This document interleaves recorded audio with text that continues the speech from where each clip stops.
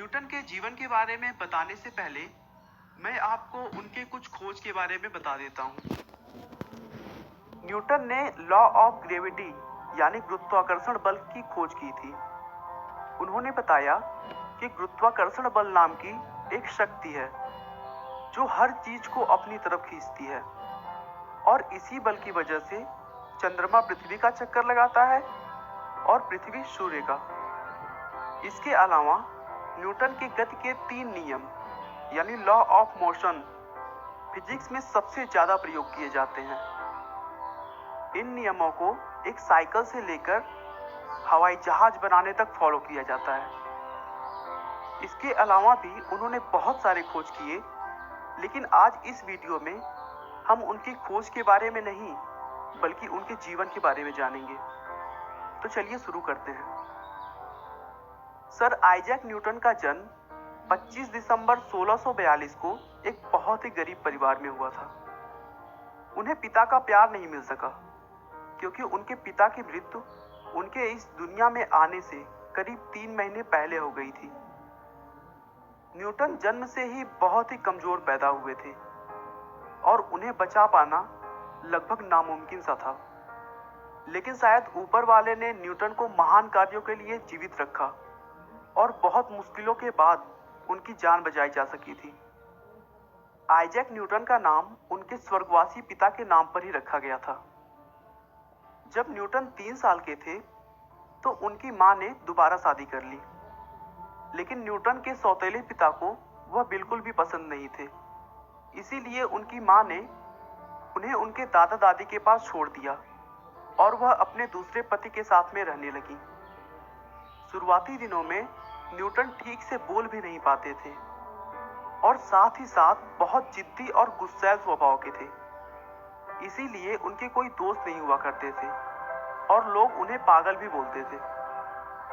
वो शुरू से ही चांद तारों के बारे में सोचते रहते और अपने दादा दादी से उससे रिलेटेड क्वेश्चंस किया करते थे, लेकिन उनके दादा दादी उनके सवालों का जवाब सही ढंग से नहीं दे पाते थे क्योंकि उस समय तक विज्ञान में बहुत ही कम खोज हो पाया था।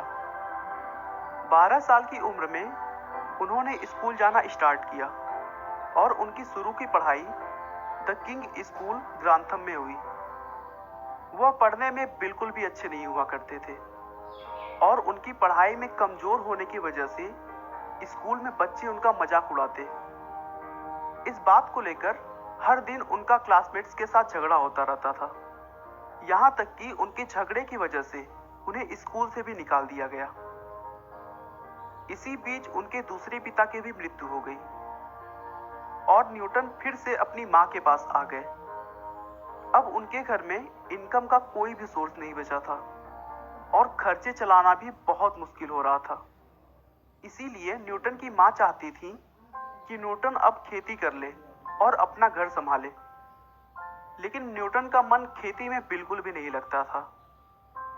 इसीलिए स्कूल के प्रिंसिपल से बात करके न्यूटन की मां ने उन्हें फिर से स्कूल भेजना शुरू कर दिया। लेकिन इस बार न्यूटन ने उस स्टूडेंट से बदला लेने की सोच ली, जिसकी वजह से वह स्कूल से निकाले गए थे और पूरी शिद्दत के साथ पढ़ाई करने लगे और जल्द ही स्कूल के टॉपर्स में गिने जाने लगे। उसके बाद 1661 में अपने एक अंकल के माध्यम से न्यूटन को ट्रिनिटी कॉलेज कैम्ब्रिज में एडमिशन मिल गया। वहां वह अपनी फीस भरने और खुद के खर्चों को चलाने के लिए कॉलेज के अमीर स्टूडेंट्स के वहां काम करते थे। इसी बीच 1664 में उन्हें अपने कॉलेज से स्कॉलरशिप भी मिली, जिसकी वजह से वह अपनी पढ़ाई और रिसर्च पर ज्यादा ध्यान दे सकते थे। और फिर कॉलेज में ही 1665 में उन्होंने कुछ मैथमेटिकल लॉ का खोज किया, जिसे बाद में कैलकुलस का नाम दिया गया। 1665 में ही उन्होंने बीए की भी पढ़ाई पूरी की और आगे की पढ़ाई के लिए एमए में एडमिशन लेने की सोची। लेकिन एडमिशन के समय ही अचानक लंदन में प्लेग की बीमारी फैल गई, जिससे शहर को कुछ महीनों के लिए पूरी तरह बंद कर दिया गया था और इसीलिए वह अपनी मां के पास वापस आ गए। और घर पर ही अगले 2 सालों तक लॉ ऑफ मोशन और लॉ ऑफ ग्रेविटी के अपने सिद्धांतों पर काम करना शुरू किया।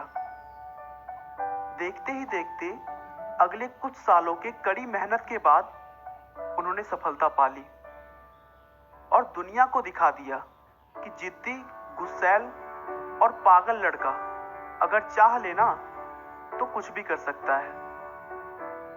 अपने सिद्धांतों से दुनिया को बदलने के बाद 20 मार्च 1727 को लंदन शहर में न्यूटन की मृत्यु हो गई। दोस्तों, आइजैक न्यूटन के महान सिद्धांतों की वजह से ही आजकल के नए खोज संभव हो पाते हैं। आज के वैज्ञानिक भी न्यूटन की खोज को सबसे महत्वपूर्ण मानते हैं और उन्हीं के सिद्धांतों पर काम करते हैं। दोस्तों, मनुष्य अपने विचारों से बना होता है। वह जैसा सोचता है वैसा ही बन जाता है। अपनी सोच हमेशा पॉजिटिव रखिए, क्योंकि दुनिया में कुछ भी असंभव नहीं। आपका बहुमूल्य समय देने के लिए बहुत बहुत धन्यवाद।